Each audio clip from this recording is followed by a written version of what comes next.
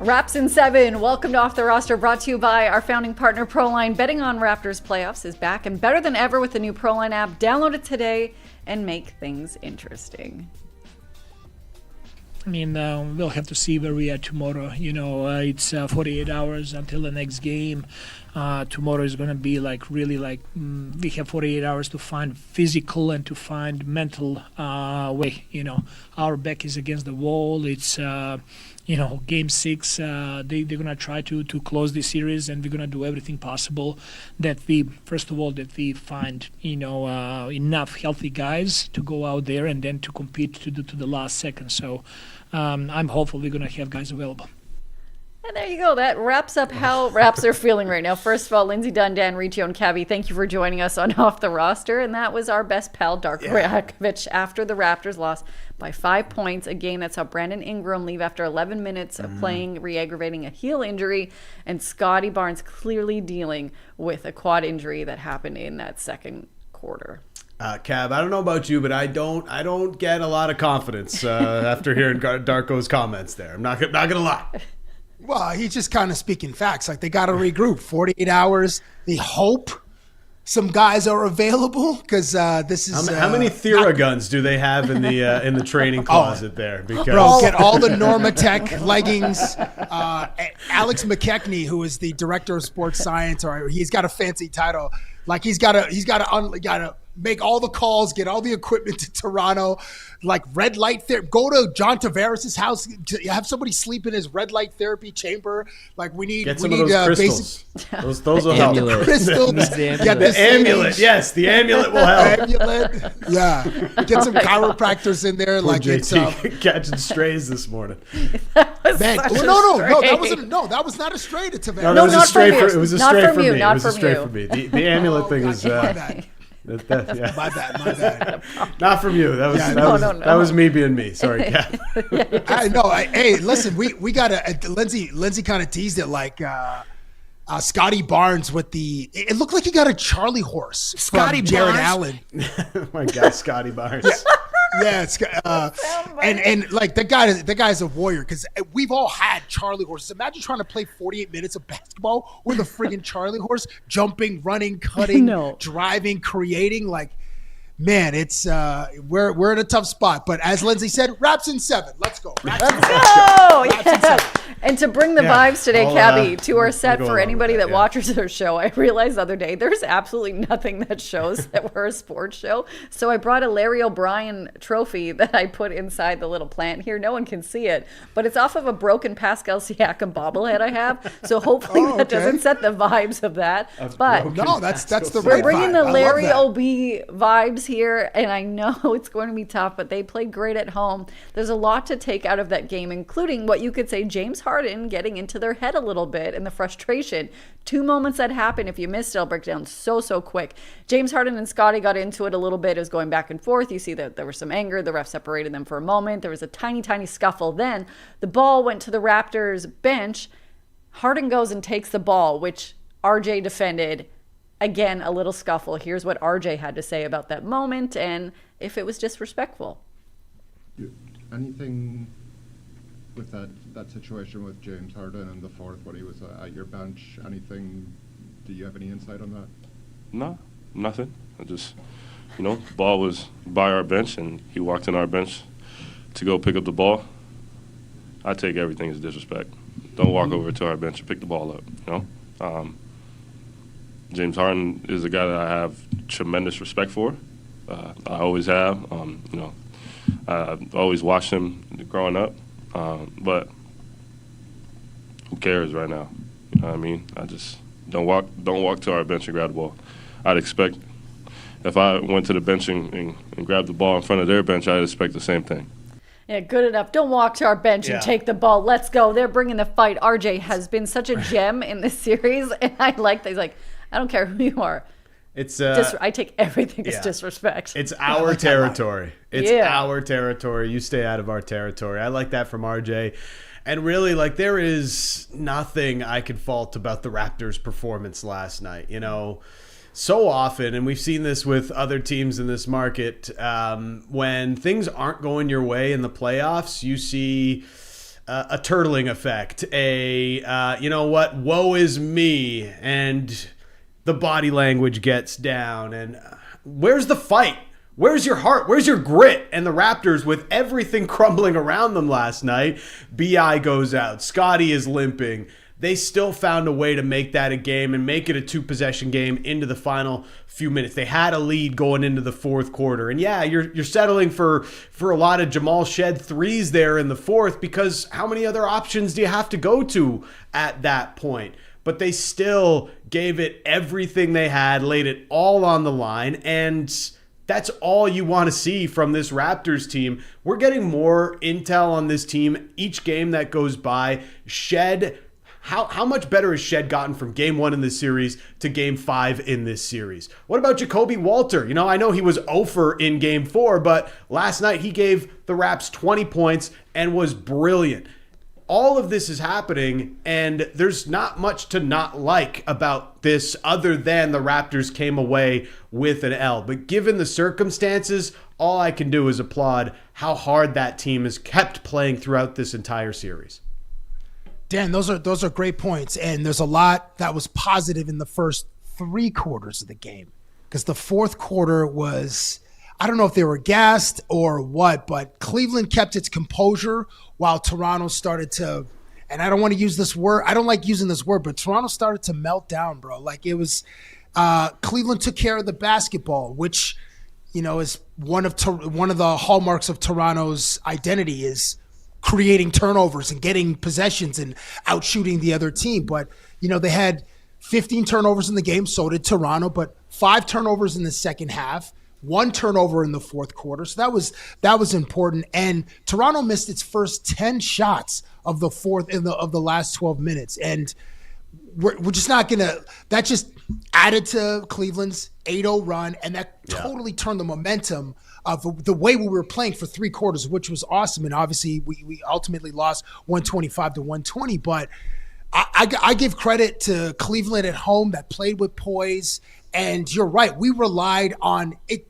We relied on a lot of Jacoby Walter and Jamal Shed 3-pointers, 2 of our youngest guys. And listen, I love that they had the stones to put up those shots and they were competing hard, but we got to run some plays for Scotty Barnes and RJ Barrett.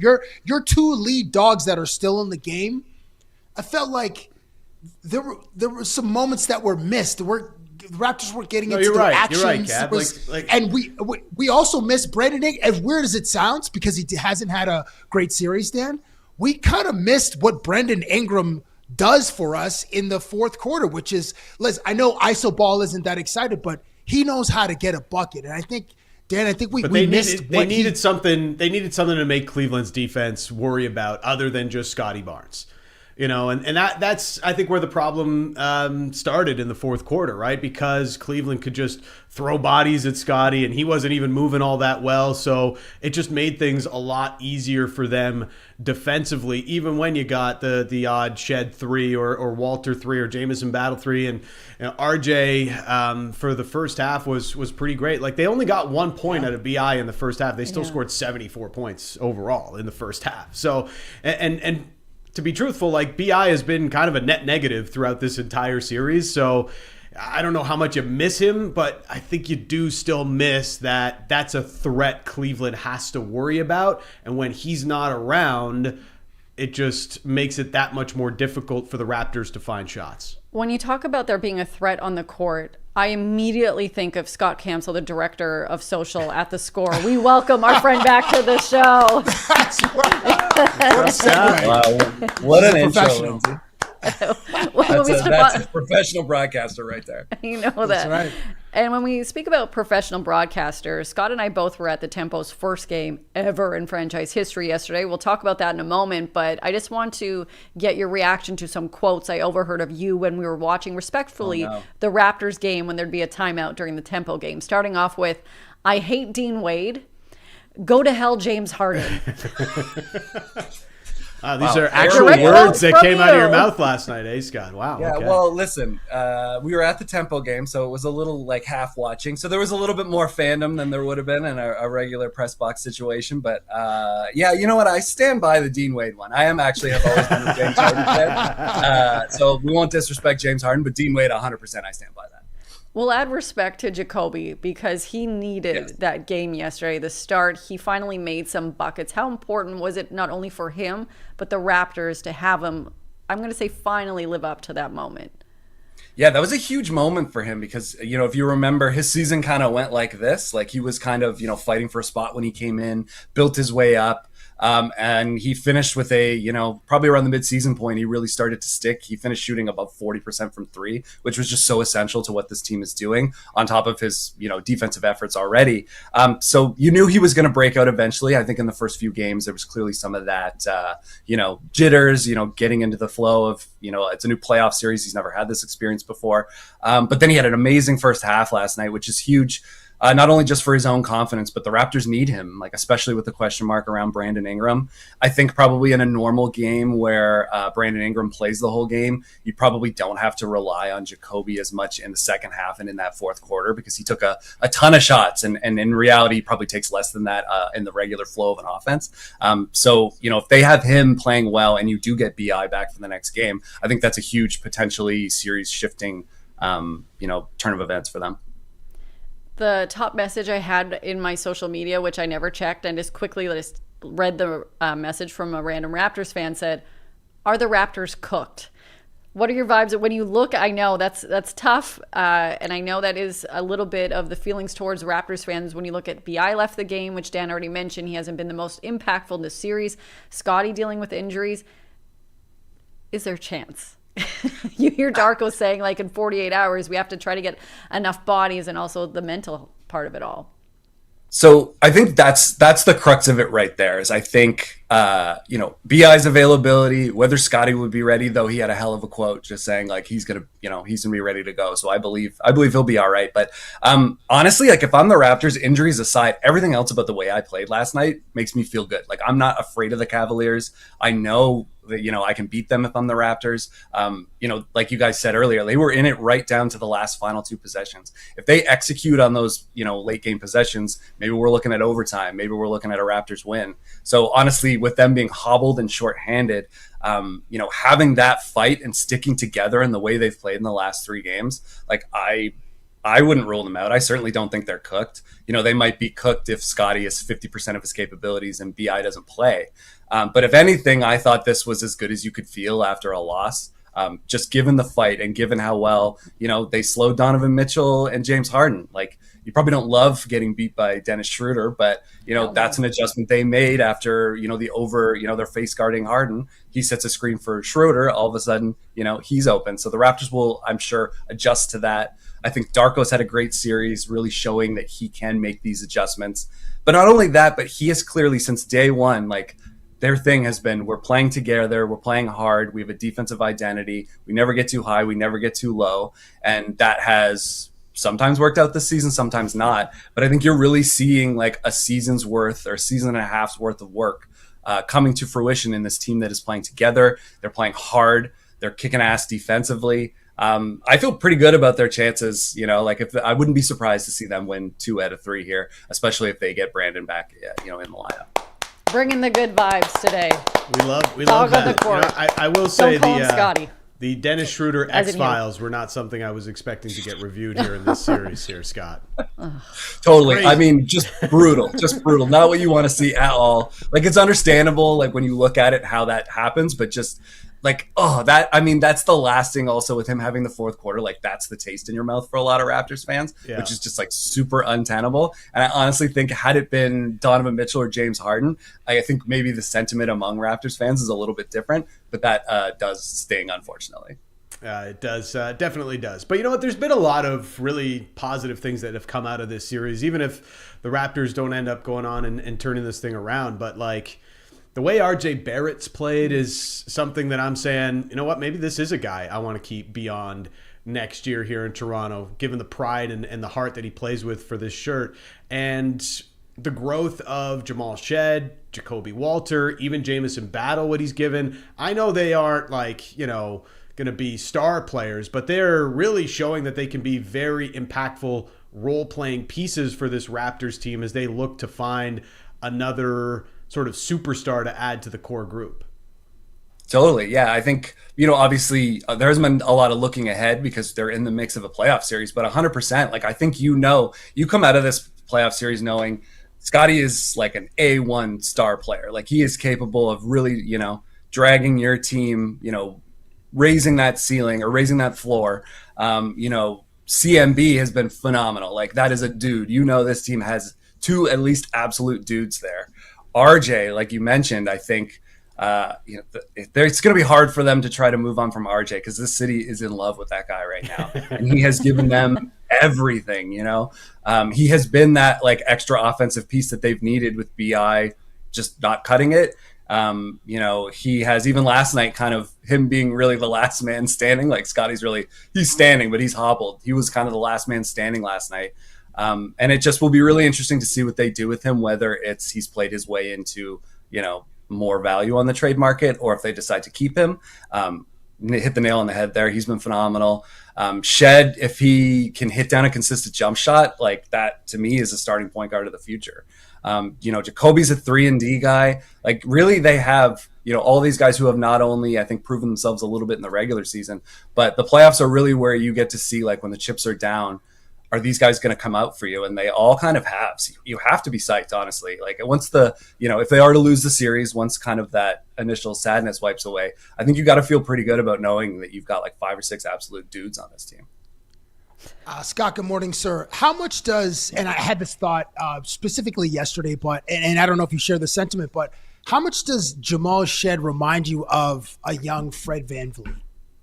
Yeah, 100%. Like, it feels like the exact same mold, like you get this kind of underappreciated guy out of college. He's honestly, even the first round, now he's getting a chance to like cut his teeth in the playoffs, which was really, Fred was on a different level, but he did that's when he kind of came out as one of those guys for them. So I think it's hard not to watch him play and think, hard-nosed guy, point guard first, like real team guy. It's hard not to think of Fred VanVleet. If he ever again develops that jump shot, that is like almost a 1-for-1. Yeah, dude. Yeah, 18 points last night, 7 for 15 shooting, 7 assists, a couple of steals, real gritty, couple of big 3-pointers. I definitely get that. I get that vibe from Jamal Shed, and if he has a Fred VanVleet type of trajectory, we're in good hands for 5 or 6 years with this young fella. Scott, things I did not expect to see in Game 5. And I'm going to share the number one for me, and I'd like you to share what you did not expect to see in Game 5 from your vantage point. Evan mother bleeping Mobley going 3 for 3 from downtown. We were disrespecting his range, and evidently, and why would you respect his range? He's not known as a three-point shooter, but he's not a role player, but players play better at home. The Evan Mobley 3 for 3 from downtown performance, I did not expect to see. What did you not expect to see in Game 5? I agree with you there. I think he was destined to kind of have a bit of a breakout, but those 3-point shots were it was not just that he made them, it was kind of the timing of them, and really that kind of run they put on at the beginning of the second half, like, really kind of sealed things. But I mean, Dennis, it has to be Dennis Schroeder. I just think, I don't know how many times I heard on press row, like, I can't believe they've got Dennis out there, for Game 3 and 4.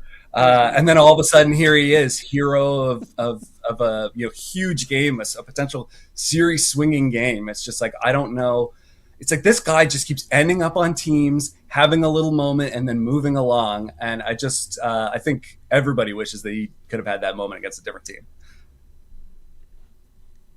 Indeed. I'll just add a button to that. 11 points in the fourth quarter, 19 points. The bro had as many points as mother bleeping Donovan Mitchell. Dennis Schroeder, and I was in I think it was either chat or a group chat or something. I was like, yeah, give us the Dennis Schroeder game, because there was a Game 3 or something. He had, I don't know, you 3 said this during our turnovers watch and party, 5. Cab, and I was like, Yes, the Dennis Schroeder game. Yes. Again, you Give us more manifested Dennis it into Schroeder. an existence. Yeah, so Calling this it is out. your Yeah, fault. I'm is what you're eating my saying. friggin' It's words. his fault. Yeah. One You know thing- what? Yeah. On the bright side, at least it wasn't at home, so he didn't have to hear Herbie say Dennis Schroeder like 600 Oh, really the only benefit Stop. of having this not happen. Just I love it would have that's been such a an taunt insider over and over baseball again. thing, but as a media, when we hear him say that over and over, it's like, you nailed it. I'm like, it's nails on a chalkboard how he pronounces it. And I know it's something that'll annoy you if you cover every single game or you're at it every single game. But I know something you may not have expected yesterday, but we love when it happens with Sandro Mamukelashvili nailing that 3. Like sometimes he'll hit a 3, you're like, okay, you can shoot it. This is delightful. Thank you. Yeah, and it's like, last night was one of those games too in the playoffs where you are looking for guys. Like you've seen, you've watched all the regular season games, what the guys are capable of, and you're like, this is a game we need, a Shed to step up, Jacoby to step up, and Mamu stepping up. Hitting the threes is huge. He can do it, but doing it in a big spot, is huge. And I think, whether or not the Raptors win this playoff series, I do think you kind of learned a lot about their guys, and I do think, you maybe underestimated the depth a bit. I think is kind of one thing that's coming out of these last few games. It's just guys like Shed, guys like Walter, guys like Mamu, just kind of stepping up in big moments. It's really what you need if you're going to win playoff series, because your stars can only take you so far. So at least you've seen, back to kind of Cabbie's point, that we have a bunch of these guys here in the city that are, capable of winning a moment or getting you through a quarter or whatever it is. You've already named like 4 or 5 guys already from last night. So again, despite the loss, honestly, quite a few bright spots. Yeah, and even I guess Darko, who's taken a lot of heat, especially in the second half of the season, but he's made the required adjustments. He's kept this team in games. He's caused Cleveland all kinds of fits throughout it with some of the adjustments the Raptors have made. I think, for a lot of people that were evaluating Darko and his future as potentially the Raptors coach, he's passed the test for me. Big time. And I think, obviously, after the first 2 games, there was a lot of, I think, like, oh, this could be it for Darko, or how much longer are we going to have Darko? Which I do feel is a bit disingenuous, because he did make a lot of great adjustments between game 1 and game 2, especially with, getting Brandon Ingram some open shots. He just didn't make them. But I think Darko's going to get a lot of credit for the adjustments he's made throughout the series.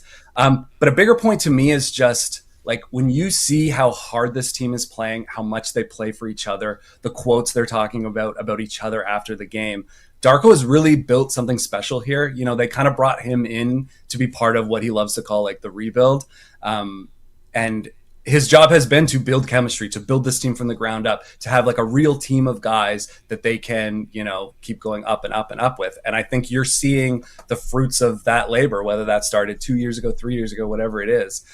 You really see a team that plays together, and it's not just lip service. Like, they are playing hard and they are playing together. And I think Darko deserves as much credit for that as any individual player, in my opinion. When you talk about building something special, we both were able to witness history happen yesterday in Toronto at the Coca-Cola Coliseum. Toronto Tempo playing their first game ever. It was a preseason game, and like nice poetry, the fact that Kia Nurse, the Canadian on the team, scored the first basket in Tempo history, that being a 3. When you watch this team, and also the environment, the fans were amazing, but the players on the court, including Lexi, what was your overall impression of what the Tempo could actually be? Yeah, it was a truly special night, honestly. Having had the opportunity to be around the team a little bit, here and there in the lead up, like you could feel that something special was coming. A lot of the, players have been constantly pretty much asked about the environment in Toronto and running into fans and what it's going to be like. So getting the opportunity just to see that yesterday with a full building for a preseason game, fans that were engaged from the tip right till the end. There was an end of game situation with free throws. Connecticut was shooting free throws, and it was so loud in there, you would have thought it was like a playoff game. It was pretty amazing. And also just like seeing all the faces of the people out there. I saw some tears, right around intros. That was pretty amazing and special. So from that aspect of it, it really was like a special experience, and honestly, like probably the only preseason game I've ever gone to that I'll remember forever. But on the court, like, this is going to be an exciting team. There's a lot of great personalities. You could see Lexi played amazing. She was shooting the lights out.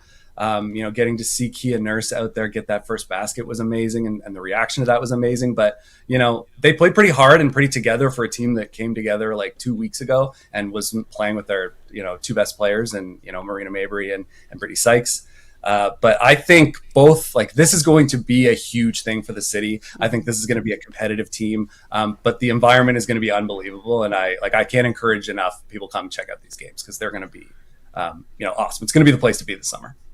Yeah, I look forward to attending some games. I'm sure our crew will be out there. We might force Lindsay to eat some popcorn because she hates stadium popcorn, but that might be her punishment for whatever silly bet we come up with. But you mentioned the environment in the house. Will you be at Game 6 for Raptors and Cavs on Friday? And based on how the first 3 quarters played out for Toronto, what do you expect in Game 6 in 4 quarters? Yeah. Yes, I will be at Game 6. I think the fans have kind of progressively gotten a little bit better as the games have gone on. And I think when they're at their best, when the Raptors give them something to cheer about. So I'm thinking the Raptors are going to come out strong. Obviously, a lot of what we're going to see depends on whether or not Brandon Ingram plays. But I expect these guys to come out with confidence, knowing that they were right there, even with all the injuries. Whether or not Brandon Ingram plays, they're going to come in knowing he's going to play or not, and that's going to change it. Going to be a big difference for the way that Darko game plans this game. I expect them to come out with energy, playing hard in a loud arena. I think it's going to be a Raptors win or a close game. Like, they're going to be right in it until the end. This could potentially be their last opportunity to get out there. And this is just, to me, not a team that's going to get walked over, which even seems kind of crazy to say after the first couple games of the series. But I just think you're going to see a fight. It's going to be loud. It's going to be crazy. I think the Raptors are going to be in it right down to the end. Raptors in 7. Let's go, Raptors in 7. Scott, don't call him Scotty Campsall, Director of Social at The Score. We appreciate you for joining us this morning. Thanks so much, buddy. Thanks everybody. If you may indulge me for a moment, I just would like to talk about my experience at the Tempo real quickly, because I'm appreciative for him not making fun of me, because he said he was going to bring it up. I am one of those dorks that cried yesterday, not like full on tears. But during the intros, there's this moment where the lady was in front of me. You saw people from all ages, all walks of life. But when I moved here 11 years ago, I remember asking anybody I could at Basketball Canada Basketball, are we ever going to see a WNBA team? They're like, we're fighting for it. And I remember when this was announced over a year ago, and then the press conference saying that it was going to the Tempo, I was like, that was the best day of my life. And the fact that it actually happened, in the national anthem being sung here in Canada for a Canadian team, really, it was something I always imagined, but I couldn't imagine how I felt and how united everybody was. But this lady in front of us was in her early 60s. And as soon as the Tempo ran out to do their shoot around or like practice right before the game, she was up and cheering. And you could see she was so excited, and made me think, at my age, the WNBA was not around when I was a kid for most of my childhood. And then eventually the Sparks. I love Lisa Leslie. I'm like, this is so cool. For this lady, like, she's in her 60s. It's the first time she's been able to see women's basketball at the WNBA level in Canada. And for people like Scott who have a daughter, like a year and a half, that's all she's ever going to know. I'm like, what an amazing future. But I go to take a picture of the lady that's in front of me that's 60. I was like, what a moment for her and everyone. So I get a little emotional, and Scott looks over at me. I'm like, I promise I'll be fine. I'll get myself together. But when we look at the photo I take, guys, she's waving her arms like she's just so excited. Somehow, the photo I get is her arm straight out in front of her, and she's a white lady. So just imagine what that could be taken as. And if that's poor timing. So poor timing. Like, and if you don't know, like, you go to Germany in the 1940s. Like, was her palm down or her palm up? Her palm was down because like she's waving and her arm just stopped. Like, it just happened to be the photo I got. And then Scott looked at it, and we could not stop laughing that we were laughing so hard we're crying. Like, of course, that would be the photo I capture of such a joyful, pure moment, is an accidental gesture. And so it's like, I can't even put that in the group chat. So like, if that somehow gets out, it's so out of context. But anyways, lovely moment. I know I see Zach shaking his head. Of course, that would be the moment I accidentally capture. But yeah, their next preseason game is Friday on the road, but their home opener is May 8th. It's already sold out. This team has so much potential. I'm pumped. But let's talk about the Blue Jays winning 8-1, 7 wins in 10 games, 3 consecutive series wins. Do we feel the potential is back? Did it ever leave? We have the first month of baseball underneath our belt. So I would love to hear your guys' grade when it comes to the Blue Jays, your report card for the first month. It could be an overall team thing or a player individual thing or whatever you want. Well, as a team, I'd say like they get a C+ from me right now. And it was probably a little bit worse, but they've closed out the month with 3 consecutive series wins. I know they'll start this series against Minnesota tonight to truly close out April, but things were going poorly. The rotation was looking like it was in trouble, and things have stabilized. You've gotten important performances from guys you didn't really expect to get important performances from, like the Jesus Sanchez's of the world, the Patrick Corbins, and all of this. So some good things have happened. They're starting to get healthy. Springer was back yesterday, and it's starting to come together. You didn't blow the season here in the first month, which is great, and you still got a lot of runway to go, especially in an American League that pretty much everybody is 500 other than the Yankees and the Tampa Bay Rays. So it's a lot still to go, as we know, but things are trending in a better direction after the slow start to the year. Dan, I have an overall grade for our player. I like your C+ grade. I think that's very fair, considering like the waves that we've that the team has experienced, as well as the injury bug, which is still plaguing this friggin' team. And someone who's been kind of battling recently with an injury, an undisclosed injury, is Andres Gimenez. Solid offensively. He's batting .277, .314 on base. Not great. 464 slugging percentage. His batting average is about 30% higher than league average, which is great. So this is just offensive.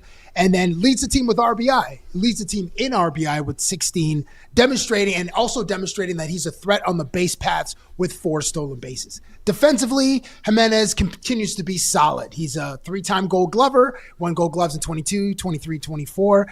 And playing shortstop, he's seamless with Ernie Clement at second and Kazuma Okamoto at third. Defensive numbers so far don't jump off the page, like Bobby Witt at shortstop, but there are a couple of categories: defensive runs saved and outs above average, which again don't jump off the page. But he's stable and he will give you flashes of brilliance. So my overall grade right now for Andres Gimenez, B+. Ooh, I like getting a B+ in school. B+. Yeah, like I wouldn't Lindsay, get in too much trouble. Is there who is the player, or do you have a team letter grade to deliver to our audience? Well, thank you for asking. I actually made a report card for this, a little graphic for everyone to enjoy. Yes. I'm going with Let's Kazuma go. Okamoto. Let's go. We are in Miss Dunn's classroom right now. Big Oak Yes. is who I am going to show the report card with. So Kazuma Okamoto, the 29-year-old rookie in his first MLB season, obviously a lot of hype and excitement around him. Has he lived up to it in the first month? Well, I am giving him a B-. So Zach, if we have that graphic, there we go. Big O's first month report card. A+ for vibes, B+ for adapting to a new league, B+ for hitting, D- for running the bases, but A for effort. In Big Oak's past 10 games, he hit 3 home runs and driven in 10 runs. He delivered the team's 4th bases loaded hit of the season yesterday. Still plenty of room to grow. But I would love for him to hang out with Andre DeGrasse, Donovan Bailey, to just get a little bit of speed in them legs. The speed is eluding him, and he did it again yesterday when he got called out at home. He got sent to home who's sending him? Who's sending him home on that play? I was he was 8 hours too late on that one. But he was at second base. Like that is an RBI single. You're supposed to score on an RBI single if you're standing at second base. And you're supposed to. Right. Not when you're Slow Oak. I don't know. Slow Oak. Wow. But hey, Wow, as Lindsay said, bottom third, got to give him credit. He delivered Toronto's 4th hit in a bases loaded situation and opened the scoring for TO 2-1. So yeah, salute to Big Oak's bat. Speed, room for improvement. As like the Drake record, room for improvement. All right. Let's take a look quickly at what the chat had to say. So we have Zorn the Barbarian giving them a C++ with a kind of a disgusted emoji face. So if you want to add in your grade as well, go to Off the Roster on YouTube. Join us in the chat. We also have a couple other ones in here, including Clayton, who is giving them C seems about right, room for improvement. Then... oh, yeah. Okay. Let's see. We got Jay's injury, C+, and I think, a lot of C's. So far from the fans, the overall kind of, and our viewers here on Off the Rosters, they're giving the Jays about a C for the first month of baseball, which is great because tons of room for improvement and exact same record they had last year at this time. And we all know what happened last year. Is it going to happen again this year? Absolutely, and they're going to win it all. Let's hope. They didn't really start to get hot until after May, really. So, 14 and 16. They had the same record last year after 30 games as they do this season. There's still so much runway. And again, the American League, it's just like everybody's 500 right now. So you haven't lost ground. I mean, you've lost a lot of ground in the AL East because the Yankees have been off to a great start, but you still feel pretty good about where things are at. Now you get your Savage back. You feel better about the rotation. As they're saying in the chat, Barrios, Lucas, Barger should all be back in the next 7 to 10 days. These are all good signs for the Jays. The other part, and maybe the first month for Vladdy Guerrero Jr., he'll get an A- from me. Like, the only thing missing from Vladdy's game right now is some extra base hits, some home runs. He's Vladdy Singles Jr. right now is what he is, okay? There's 9 extra base hits so far on the season. It's not what you would expect out of Vladdy. I expect the power to come as the year goes on, but this is a guy who's been notoriously a slow starter, and he hasn't been off to a slow start. He's hitting 358. His OPS is over 900. On base percentage is 444. Like, these are all great signs for Vladdy. Leads the league in hits. Yeah, a lot of them are singles. I'm sure we'll see more doubles and homers as the season goes on, but I'm really impressed with the full view of what Vladdy is given, and I'm not too stressed that the power hasn't shown up quite yet this season. Yeah, StatMe is posting this yesterday that Vladdy leads the majors in hits, in batting average, and so, yeah. Jays have never had a batting champion. Not even John Olerud. No, that's not true. 363 in 93. Yeah, but didn't he win the batting batting title? No, he did not. Andres Galarraga. I had to do a check earlier before the show wasn't he with started. Montreal at that time? Galarraga? Who was he playing with? No, he was with Colorado. The mile high altitude helped him out. AL. Yes. So he was like an AL. Olerud was like not an AL not a batting major champ, league batting champion. Yeah. Okay. Right. And Molitor, I think the next year, or no, maybe it was 93. He batted like 332, 335, somewhere in there. Wow, that's surprising. So, okay, so Vladdy has an A- grade. So, or Dan or Lindsay, then what is your, okay, I know, listen, there are parts of our team that have A grades, and I want to bring up the bullpen. What is your grade for our bullpen? I'll give Louis Varland an A+. Oh, I felt like you were going to give them all an F. Combined. Come on, what, the whole bullpen? Just okay, no, I'm giving Louis Varland an A+. The bullpen as a whole, like it'll get, like, really the worst part of the bullpen has been Brendan Little, who was left the bullpen, and then of course Jeff Hoffman.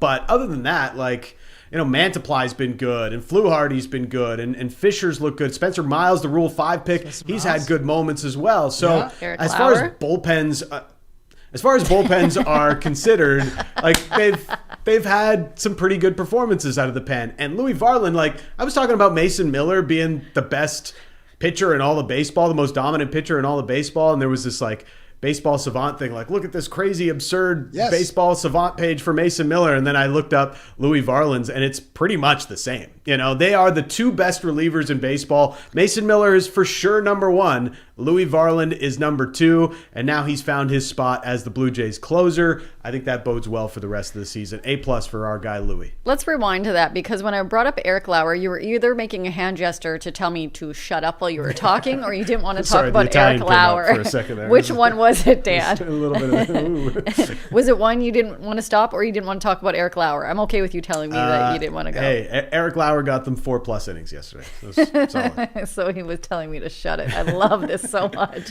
I'm still perturbed a little bit by the Eric Lauer comments about the opener thing. Like, get in line, man. Like, the team is the most important thing, and your contract, you can worry about it later. Just pitch well, and things will work out. If you don't like it, pitch better. The great words of David Price. If you don't like it, pitch better. And he has been pitching better lately. He has been pitching better lately. Yeah. I'll give the bullpen a B. Like a B-. But like, I know it's fair because when you bring up Hoffman, but like Fluharty, a bunch of them have come up and they've innings. They've done what they need to do. Yes, there's questionable moments, but that is pretty much with any pitching rotation, even with the Dodgers. Yes, Justin in the chat, I see your comments about the Dodgers. But like Hoffman, yeah, questionable moments. Little, not with the team right now. He's with Buffalo, but for the most part, though, the members that have come in and they've been on the mound, they've delivered what they needed to. There's some shaky moments, but that's everywhere. I have faith in them, and I like that they've adjusted who is going to be closing, although it's not officially going to be Varlin. But I don't know how you move away from Varlin. You if can't. He keeps going like and then, this. Yeah, Spencer Miles, he gets his first MLB start. He does fantastic. Everyone that they seem to bring in has ate a couple of innings, have done what they need to do. There's been moments of worry, I know, but like Tommy Nance, I know sometimes there's concern, but he also has had a pretty good performance, but obviously room for improvement. So I'll go B-. A lot Lindsay, more to prove. May I introduce one more name, and you might reconsider your grade? May I introduce Tyler Rogers into the conversation? Yeah. A++++++++++. No, it's like it's because everyone's like, you're always so positive. For me, like B negatives. No, I'm like I'm at a B for them because there is room to grow. But yeah, Tyler Rogers, so many times like he's getting the soft contact. I love our submarine man. It's hard to overlook that they have blown quite a few games here in the first month, so it's hard for me to go higher than a B. But you're right, Cab. Like Tyler Rogers has come in and delivered exactly what they hoped when they signed him in free agency. Cabbie, do you see what happened there? We made Dan be positive. We made him up his grade. He's positive. I mean, he's a realist, but there are moments where he's like, I'll give props where props are due. But you moved off your grade. You went to a B. I did. Which is again B- to a B. Hey, Let's do it. Raps in 7. Raps in 7. We're back to that. We're bringing the positivity. No, Raps in 7, Dan. Just say it for us. I don't want to say it because Dan Jinxio will come out and then it's just. You know what? Okay, well, we didn't need to bring him up. I mean, yeah. Why do you have to? At the end of the third quarter last night, I sent out a tweet and like. Just wish the Leafs would have played any playoff game with the kind of grit and heart that the Raptors do. And then what do they do at the start of the fourth quarter? They don't score a point for the first 4 minutes of the fourth quarter. An idea for you. Stop tweeting during games. Jameson Battle had to bail us out with a mid-range. Yeah.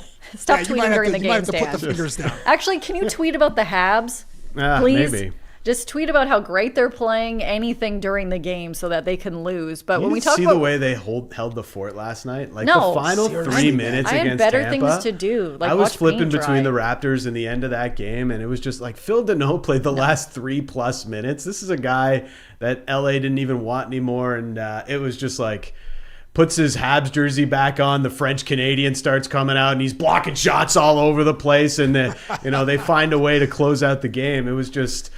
Tampa threw everything at them, and the Habs still pulled it out. So, shout out to the Habs, man. They're doing things that the Leafs could never do. Cut his mic. Zach, honestly, cut his mic. Why do you let him speak this garbage on this show that has no room for We it? gotta But give we'll talk him about some the Fly- props, man. No, Yeah. we'll give props to the Flyers who won in OT, and there was a wild stick whip into the stands where thankfully the fans did not get hurt by York throwing his stick in there. But shout out what's to the play? Flyers. You score an overtime goal. What's the play? Are you throwing your stick into the crowd as in the same way that Cam York did last night? He's going to do the running man or something on the ice. Are you doing it might just be, I think, the Shifley Alex said this to me Ovechkin once. belly flop? Like You're going to just rip your jersey No, off.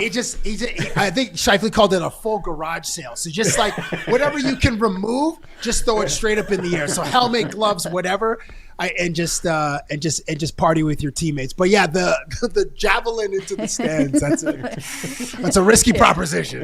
Yeah, in his But hey, post-game, salute to him yeah. for they got a 1-0 closeout game. Like when does that ever happen? It was impressive. I love it when it happens, just not to the Habs. Dan, I'm going to not let you talk for 5 seconds because I want to bring Zach in, who also has the same belief of me and our disgust for the Habs. I'm assuming, hopefully, you've had a nice celly like that during your beer league days. I know you were in a tournament not long ago. So what kind of celly are you? No, you can't celebrate in beer league. Yeah, No, what? that's- You can Guys, celebrate no, in no. beer league. What are we living for? No, you probably are like can't. jersey off, running around, be like, hey, you like that? You score an no. OT goal in beer league playoffs. Like you can do a nice like jump into the glass after you Yeah. score, maybe. Like, No, No? Knock the glass none of over that. in one of those ways. Like if you pull up to like a rec league basketball game and somebody's banging a three and hitting like the three to the side of the head or like the That's ice, Will like, Lou. I'm not I'm joking. trying to like That's fight Will Lou. somebody. No, that's insane. There's gonna be a fight in the parking lot. Yeah, there's a scrap that's gonna take place. The same like if you go to the diamond and somebody pimps a home run, bat flipping, and like all the guys sitting on the bench having beers, like it's gonna start I've a done fight. that. So no, that's not happening. My favorite though, when I was playing minor hockey, was the one knee sweep the ice. Oh, That was the go-to. Yeah. And that was Out of huge when I bounds. was like 12, 13, Yeah. 14 years old. That was the play. So I think I was like maybe 7 or 8 years old. I scored a goal like 7 seconds, not bragging at all. It was just, this is what happened. And I used to watch the Rock'em Sock'em videos like crazy. And the Timu Solani celly where he throws his glove in the air and shoots it down. Yeah. I had the amazing idea as a 7-year-old to pull this off. Wow. The ref comes immediately over. You ever do that again, you are so out of this game. That is That's awesome. amazing. And you were 7? Yes.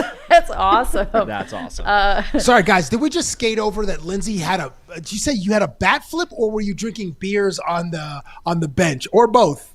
Oh, definitely both. So playing baseball, yeah, I got the like walk-off win or whatever. It wasn't a home run. It's just I got like the little bloop. So we brought a runner in, but I still ran the bases, even though I didn't need to. And I went to the other players saying, and keep in mind, it's a co-ed. Yes. So there was 2 girls that played, one on each team, and I was the token one on the other. So to the running the bases I didn't need to run, I yelled at the guys, "Who's your daddy?"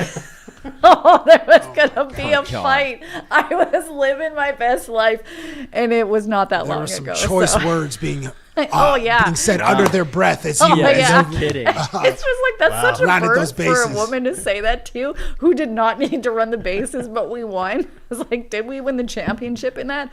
Absolutely not. But I would love to start a fight with somebody in the Leafs organization if they don't make a freaking decision about the president or vice president role or GM role, because Sundin and Chayka, whatever, the Athletic now reporting that Ty Domi was a part of all of this. So Dan, you never overreact and usually are very calm. So when you saw that Ty Domi could have been and might have been a big part of this discussion, what's your reaction? This whole Leafs thing is just like it's an onion, and like the layers on this onion are they're aplenty, and it just keeps peeling back. The more you peel back, the more rotten it gets. It feels like so. It does, from everything I can gather, it is going to be Sundin and Chayka as the two that are entering this front office, the odd couple, whatever you'd like to call it. It's not one that you would have expected going into this process. And hearing more of the reporting, not just from The Athletic, but even Steve Simmons as well, that Ty Domi was a big part of this process, you start to connect all the dots of how this came together, and Ty's a big part of that. Chayka played a role in Max as a young player as well, helping him out with his diabetes and some different things in that nature. So, there's a relationship there with Ty Domi and John Chayka. Obviously, Ty and Mats have been friends forever, but what did you hire a search firm for? It's just so you could ask Ty, like, you know what, let's bring Mats in, and you know what, Chayka, like, nobody else wants him in the league, but yeah, he seems like a great guy. Let's do that. I don't know how this is all played out, and I really hope that it works, because there's not a huge approval rating on everything that has played out to this point. We haven't even got to the formal announcement yet, but it's a bold call to go in this direction with Matt Sundin, as legendary a player as he is, with minimal experience in a front office in the National Hockey League in recent years, living most of his time in Sweden, and John Chayka, who was basically excommunicated from the league for a time because of all of his transgressions in Arizona, looking at other jobs while he was the GM of the Coyotes, how he broke rules during the draft, costing the Coyotes valuable future pieces as they were amidst a rebuild. Like, these are all things that happened and are on his resume and were reasons why he's been out of the league since he left the Arizona Coyotes. And for the Leafs to be the team that bring him back, it's a bold call, and you better be right about it, because there's not going to be a lot of fanfare coming out of a formal announcement for John Chayka taking over this team. The other thing for me, Dan, is this search. You brought up the search party. The search itself is a complete sham. Like, this is a complete and utter sham by Keith Pelly and MLSE. And how far up it goes, I don't really know. But one of the big stories we heard come out of last season and the hiring of Brad Treliving even 2 years, 3 years before that was there wasn't much of a search done. You know, it was always Brad Treliving, it was always Craig Berube, and they just got the jobs. And that's not a knock on those guys, but more so the fact that they didn't go through a proper interview process and search to get to the results and the conclusions that they did. Keith Pelly said, these are my guys, and he hired them and brought them in as his guys, and we all saw how that played out. Connect all the dots that you just laid out here. Let's start with Ty Domi is the one who wanted, in a way, Chaika back into the fold and, you know, is having meetings with Steve Simmons and reintroducing him to Chaika and all these people because, oh, Chaika's interested in coming back, and then bringing him back into the fold with MLSE. And then it's his best friend, Matt Sundin, who's now sitting down with Keith Pelly and having dinner at Harbor 60 that Elliot just happens to stumble upon at dinner, and all three looked at each other like the Spider-Man meme, like, what the hell are you doing here? Oh, what's going on And here? then you roll that into now, okay, it's Sundin and Ty Domi's involved, and then Chaika's here, and who is also his agent is Neil Glassberg, Right. who runs the search firm that the Leafs had hired to conduct the whole exactly. process. That's Keep getting them that's where I'm checks. going, like, what the hell kind of search were we putting forth here? And you know, maybe these guys come in and it all works out. And as a Leafs fan myself, I really hope it does. But the search itself and conducting this and putting these guys together, if this goes poorly, like, we're going to look back on this and be like, that's the moment that this disgrace of a search took place and led us to where we got to. You know, hopefully I'm wrong, Cabbie, but I just look at this right now and feel like this is one of those tipping points where when it does, I shouldn't have said that. If it does go wrong, we're going to look back and go, well, yeah, you hired who you wanted. And again, you didn't follow what would be a normal protocol with any other organization. German fine cars in the chat with embarrassing. Yeah. Should Keith Pelly be fired for this, making this what he's making, mess of this, and what a joke. Cabbie? Hey, salute to Ty Domi. Just like this guy he's like pulling the strings. I'm the whisperer. Yeah, just well, I mean, he's I mean, it's Puppet I think master. Chaika was the GM when Max played in Arizona, and Ty's got a lot of influence, obviously. I mean, with this club and just in circles around the NHL, he's somehow like best friends with Mark Wahlberg and like Tom. Didn't he get Tom Brady on skates a year ago? Yeah. So hey, man, that's like, listen. Even though the optics look terrible, I just want to see what product the Toronto Maple Leafs put out in October the 3rd, 2026. And will Austin Matthews be wearing a Leaf sweater? Will William Nylander be wearing a Leaf sweater? And if not, who, you know, what is the haul that we've gotten for either one of those players? I just want to see, like, as awesome as the NHL playoffs have been, the notes could be higher if the Toronto Maple Leafs were playing. So I kind of love the gossipy nature of, you know, of sports and, you know, like backroom dealings and Elliot sees so-and-so eating was it a porterhouse steak or was it a New York strip loin or whatever, you know, at Harbor 60. I'm here for all this, but obviously we're here for the product on the ice. And if that is measurably better than what we got in 25, 26, then we may not even think of this conversation that we're having now on April 30th. Entirely fair. Yeah, I mean, Chaika, he's a young enough guy, right? I said this before, like, guys who normally get a second chance as a GM in the league have some kind of success, a playoff run, a rebuild that after they left continued on and went in the right direction. Like, why is Kevin Adams getting interviews right away after he was let go by the Sabres and he led them through 10 years of like just awfulness? But it's because the Sabres are good now, right? And people are like, well, Kevin Adams must have done something right, so he's going to get some looks. But what did Chaika do in Arizona that's saying to the Leafs, like, this is the guy for you? And the other part of that worries me, it's not just about what he had on his resume.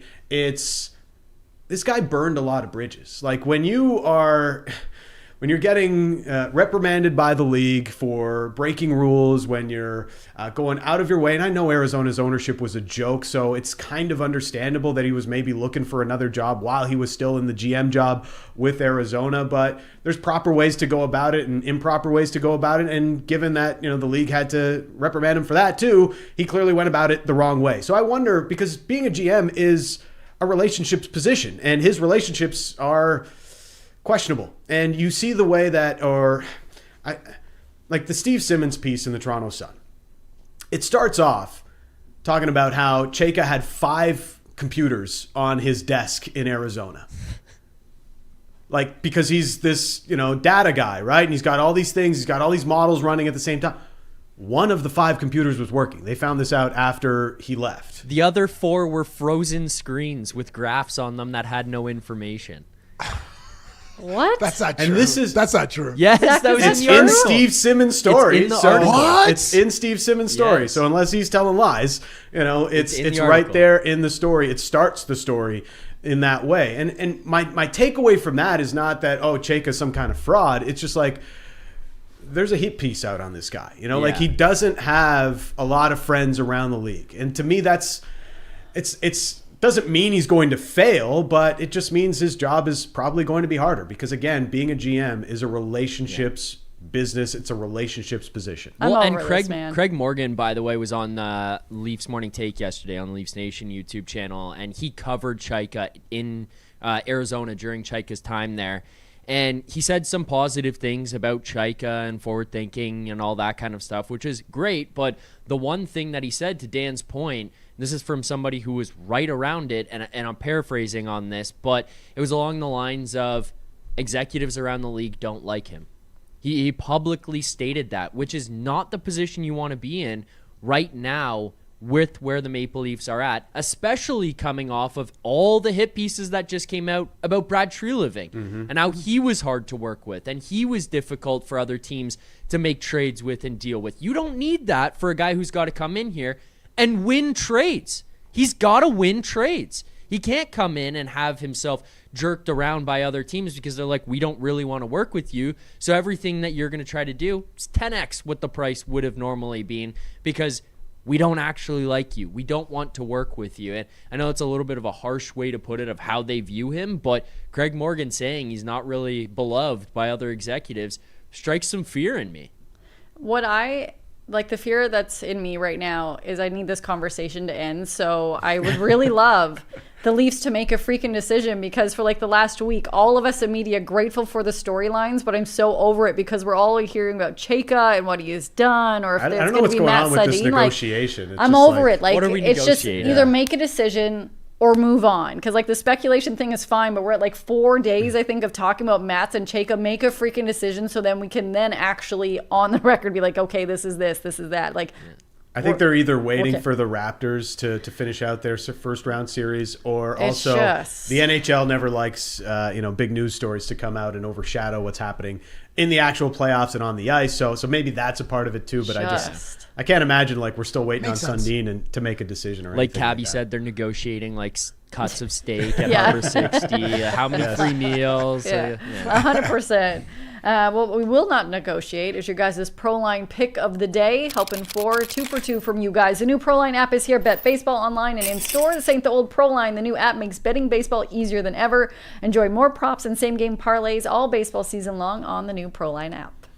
So we are looking at the Blue Jays tonight as they start a series in Minnesota against the Twins. And they've got Ober on the mound. So with the Blue Jays offense getting a little bit of help, George Springer is back, had an RBI yesterday against the Boston Red Sox. I'm going over the total for the Blue Jays, 4.5 runs. That's our play for today's ProLine pick of the day. I like it, homie. I like it. I'm going to go on the ice, and on the brink of elimination in a top-tier first-round series are the Dallas Stars. They are down 3-2 to Minnesota, and perennial Norris Trophy candidate defenseman Miro Heiskanen has registered a point in every game of the series, along with 2 goals as well. Dallas Stars went another game without a 5-on-5 goal. They've now been outscored 14-4 at even strength. So Get yourself a power play assist, big fella. Miro Heiskanen to record an assist is my pro line pick of the day. Ooh, I love that for entertainment personals. Whatever. I'm like, For entertainment purposes only. Thank you, Liz. There we Thank go. you. There we go. We need that. Miro Heiskanen is an assassin. Like, the guy is such an unbelievable hockey player. He may never win a Norris Trophy, which is unfortunate just because of the age of defensemen that we're in, but there's no world where Cale Makar, Quinn Hughes, and Miro Heiskanen are not the three best defensemen in the league. And I don't know why people don't put Heiskanen in that category as often as they should. Like, hey, Zach Werenski and all these guys, they're great too, but I'd take Miro Heiskanen over any of those guys any day of the week. Hey, Streaks, are you able to put us in a 4-box with the video that's going to play? This video, I did not tell Cabbie or Dan what we're going to play for the end of the show and for everyone in the chat. Because not that it matters, like, I don't care about this, but like, I am the only woman on the show, so I would love to see your reaction of what happened yesterday in the Kansas City Royals game to the EMT. Okay. Yeah. So if you look, we'll replay it, and what happens is... Into the dugout? Does someone get... Yeah. He got hit in the family jewels. Watch his face when he goes and sits down. Watch his face. Oh, poor guy. Yeah, because the pain comes in waves. There's an initial wave, and then there's a secondary wave. He got drilled in the family jewels, and when you watch his pain and the players try not to laugh in the front, they're laughing, but watch his face. Yeah, oh man, what a day at work. How was work, honey? You won't believe what happened. I'm viral right now, baby. Yeah, you will not Taking believe like what happened. 90-mile-an-hour exit velo right to the chops. Is there workers' comp for this? You should file a report. What's also funny about this is how Lindsay is like Homer in the episode where they have the film festival, and it's old guy getting hit in the nards versus Barney's like epic. Old guy in the nards all day, every day. Yeah. Lindsay is 100% old guy in the nards all the time. My Twitter feed this morning was just people taking the EMT's facial reaction of him being in pain and putting it to different things. Like, and I was like, what happened? So when I saw the video, I'm like, oh man, he got hit in the jewels so hard. He's going to need to be icing that bag for a while. Yeah. I don't know if I was allowed to say that. Anyways, thank you for joining us for another episode of Off the Roster. We'll see you guys tomorrow where Raps, huge game 6. Hopefully they get the W at home. Have a great day. Let's go. If you want more Off the Roster content, make sure to like and hype this video.